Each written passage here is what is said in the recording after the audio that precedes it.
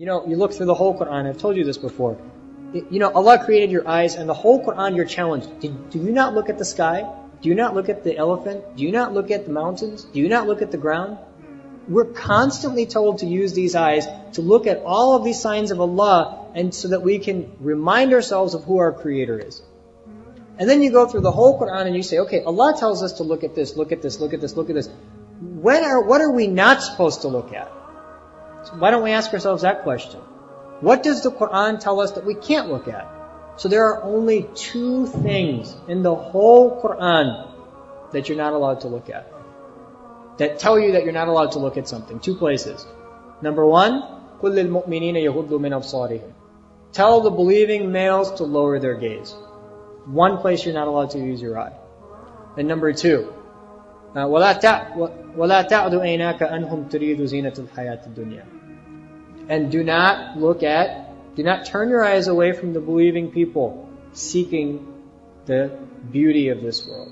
So there's 2 things you're not allowed to look at. The living it up of this life, at the cost of the hereafter, and the non-mahram. That's it. Everything else is halal. These are the only 2 things. And these are the things that people spend their time looking at. They walk around blind to the fact that the sun came up in the morning by the will of Allah subhanahu wa ta'ala. They don't even notice that Allah raised the sun that morning. Took the whole earth and rotated it and made the sun rise that morning. And instead they're looking at every billboard, every woman walking on the street, and every house and car that they pass by, thinking when they're going to have these things.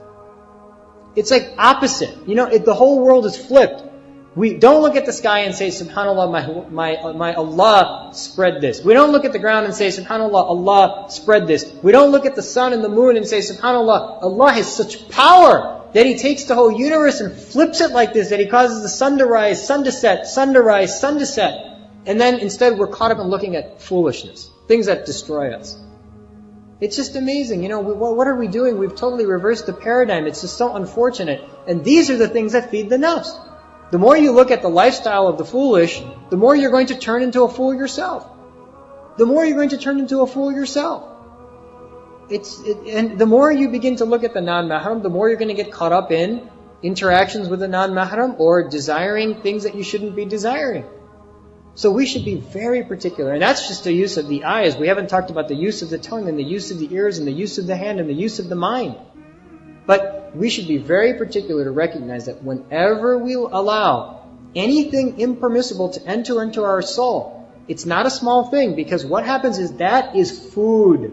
For who? For the animal that lives within you. The more you feed that animal, the more you turn into an animal.